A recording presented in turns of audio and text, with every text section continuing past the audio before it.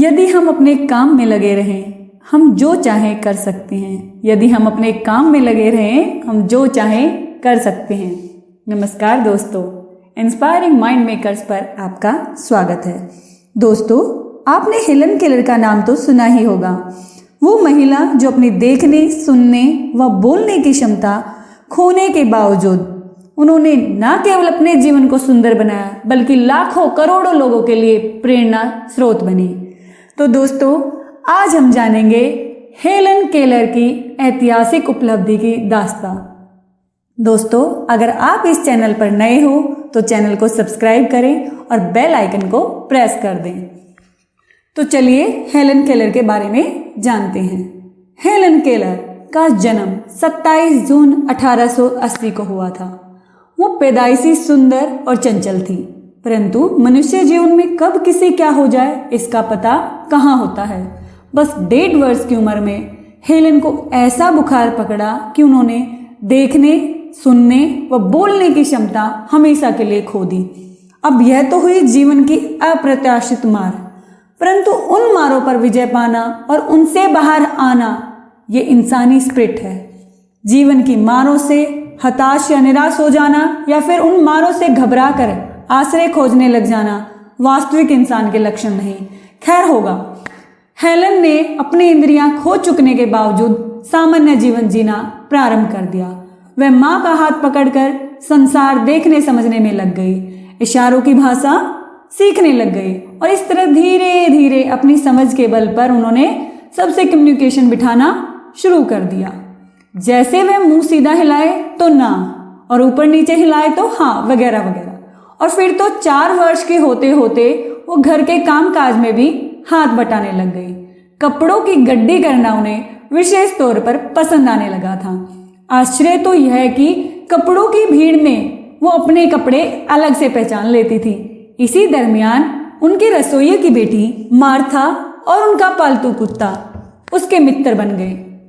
उनका साथ पाते ही हेलन को एक नया जीवन मिल गया। उनके साथ उसके घर के बगीचों, तबेलों में घूमना फिरना शुरू हो गया। हेलन के लिए नया अनुभव किसी स्वर्ग के हजारों काल्पनिक अनुभव से ज्यादा सुखदायी था। यही नहीं, आपस में कम्युनिकेशन बेहतर हो, इस उद्देश्य से दोनों ने स्वतः ही नए नए संकेत सीखना प्रारंभ कर दिया। जैसे हेलन को आइसक्रीम खाने की इच्छा हुई तो वह कांपने का अभिनय करती और मार्था तुरंत उसे आइसक्रीम दे देती। यानी हेलन के जीवन में न सिर्फ मस्ती बढ़ती जा रही थी, बल्कि उसका जीवन आसान होता जा रहा था। खैर, यह सब करते खेरते हेलन 7 वर्ष की हो गई। उधर उनकी माँ को उनकी प्रतिभा देखते हुए पढ़ाने की इच्छा हुई। हेलन को कहाँ इनकार था, वह तो जीवन में आगे बढ़ना चाहती थी। बस 20 वर्षीय एन नामक टीचर को हेलन के घर पर ही पढ़ाना शुरू कर दिया। एन का पहला कार्य यही था कि हेलन चीजों को उनके नाम से पहचाने। उसके लिए वह हेलन के एक हाथ में चीज रखती और दूसरे हाथ में वह चीज क्या है यह लिखती।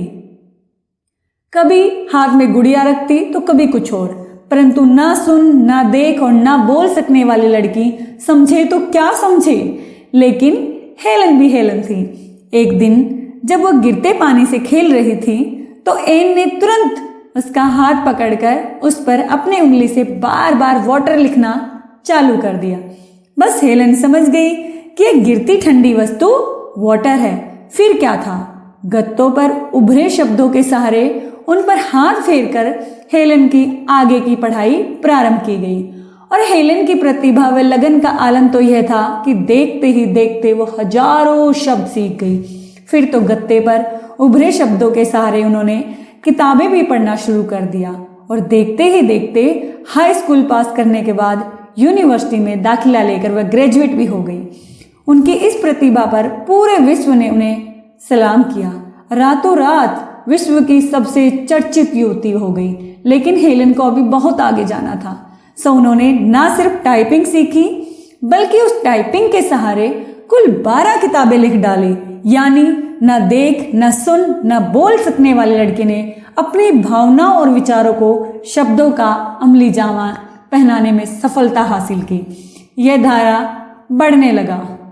लोगों के साथ उनकी बातें बढ़ती गई और लोगों की दुर्दशा के बारे में जब पता चला जो उसके जैसे थे, तो उसके मन में ख्याल आया कि क्यों ना वो उन लोगों के लिए कुछ करे। इस हेतु उन्होंने बड़ा कष्ट उठाते हुए होठ हिलाकर शब्दों को अभिव्यक्त करना सीखा। अब क्या था, कर्मठ हेलन ने 66 वर्ष की उम्र में अगले 11 वर्षों तक विश्व के 35 देशों की यात्रा की। वे जिस देश में जाती वहां की राष्ट्राध्यक्ष ही नहीं बल्कि वहां के अन्य क्षेत्रों की तमाम हस्तियां भी उन्हें सलाम करने पहुंच जाती थी। यह सब करते करते 88 यानी कि 88 वर्ष की उम्र में हेलन ने दुनिया को अलविदा कह दिया। भले ही हेलन ने दुनिया को अलविदा कह दिया, परंतु उससे पहले दुनिया को उन्हें जो सिखाना था वह सिखा गई। मनुष्य अपनी स्पिरिट के बल पर क्या कुछ नहीं कर सकता, यह उन्होंने सिद्ध कर दिया। जीवन में अप्रत्याशित मुसीबतें व अड़चनें तो आती रहती हैं, इसी का नाम तो जीवन है, परंतु उससे हार कर बैठ जाना मनुष्य को शोभा नहीं देता। ना ही उससे निकलने हेतु मंदिर मस्जिद में आश्रय खोजना ही उसे शोभा देता है।